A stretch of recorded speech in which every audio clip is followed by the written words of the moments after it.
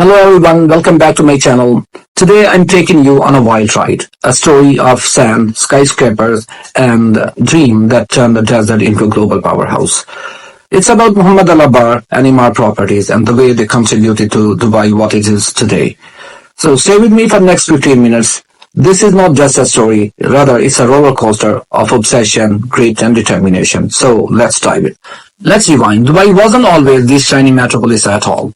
Back in the 50s and 60s, it was a quiet trading port, pearl diving, fishing, and a few boats bobbing along the creek. Then oil hit in 1966. Money started flowing in, roads got paved, ports grew, and by 1979, Dubai World Trade Center was built, which is 149 meters high, and it was Middle East's first skyscraper. Then popped up a few more like Burj Khalifa, a 355-meter high hotel. It was a start, a flicker of what was possible. Indeed, among endless sand dunes, under the scorching sun, ambitious dreams were taking root in Dubai. The oil wealth that brought initial prosperity was considered finite. The country's leader, especially His Highness Sheikh Mohammed bin Rashid Al Maktoum, knew that it wouldn't last forever. They saw a future beyond oil, a global hub for business and tourism. A transformation was crucial. However, a tough question remained that who would undertake this uphill task of forging a metropolis from the desert. This is where Mohamed Alabbar steps in. After getting a degree in finance and business administration at Seattle University, he started his career in the construction industry in the Middle East in the early 1980s. In 1992, Mohamed Alabbar returned to Dubai and began working for the government of Dubai as the founding director of the Department of Economic Development. It was year 1997 when Mohamed Alabbar left his job to start Emaar Properties with a small team but to achieve something which initially looked impossible. Dubai's leadership wanted a world-class city and Mohamed Alabbar wanted to build it. Two visions coincided to make it happen. Emaar started strong with Emirates Hills in 1999. Luxury villas, golf courses, in fact a rich man's paradise. Then comes Dubai Marina in 2001, a man-made waterfront with high-rises shooting up. By 2003, its phase 1 was completed, setting the stage for something that would surprise the world. His Highness' dreams was alive, and Mohamed Alabbar was making it real. But they were not stopping there at all. In 2003, Emaar unveiled Dubai Downtown, and two icons took the center stage, and these were Dubai Mall and Burj Khalifa. Burj Khalifa's construction kicked off in 2004. Aiming for 829 meters. Early challenges were brutal. There was shortage of capital, there was lack of trust from the global community and investors, and there was no legal framework actually to protect investors.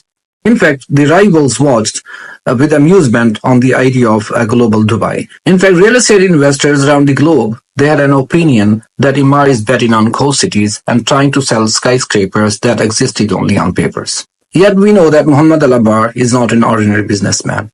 He had an obsession and a belief that Dubai could stand shoulder to shoulder to New York, Hong Kong, and London. He saw beyond the sand a skyline that would redefine innovation, luxury, and customer experience. As if these challenges were not enough, Great Recession slams in. Burj Khalifa is half-built, cranes freeze, money is gone. Dubai's real estate crashes, prices dropped by 50% by 2009.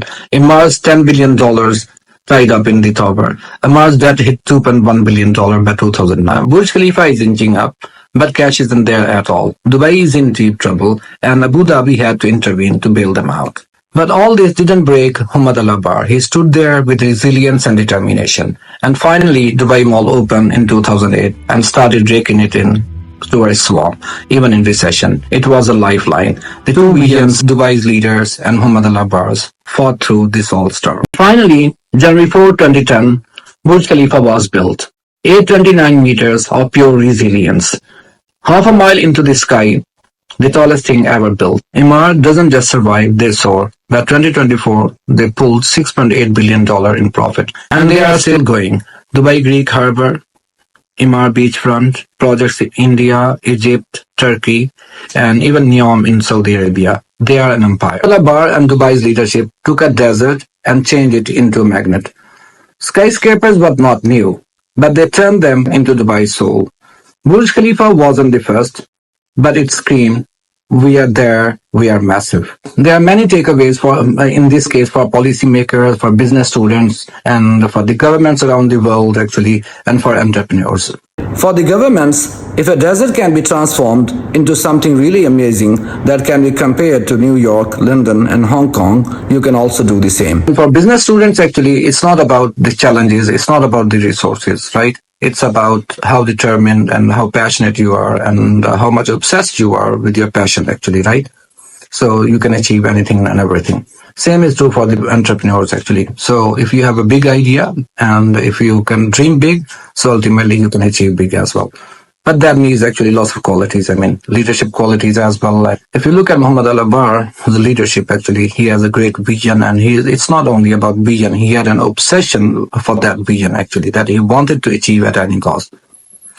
And one important thing for those students who study strategic management, there is something really important for them. Like when we talk about strategy making, actually, we usually follow two different approaches. One is Western approach, which is usually based on your own strengths and capabilities and looking at the opportunities and all that, and then deciding on your strategies. But when we talk about Japanese approach, it's not about resources, internal strengths and capabilities and all that. Rather, it's about having an obsession. This, in Emar's case, is a pure example of, that obsession, sustained obsession, right? And this obsession will create resources rather than, worrying about your own resources and strengths. What does it mean? It really suggests that you have to think big, actually, right? If you have big dream and you want to really achieve them, you have obsession to achieve them, then ultimately you will create resources yourself. Somehow you find ways, maybe through collaboration. Usually it's a collaboration through which you find resources. I will further explain Japanese approach to strategy in my next video, which is about Burj Khalifa, how it became a reality. Right?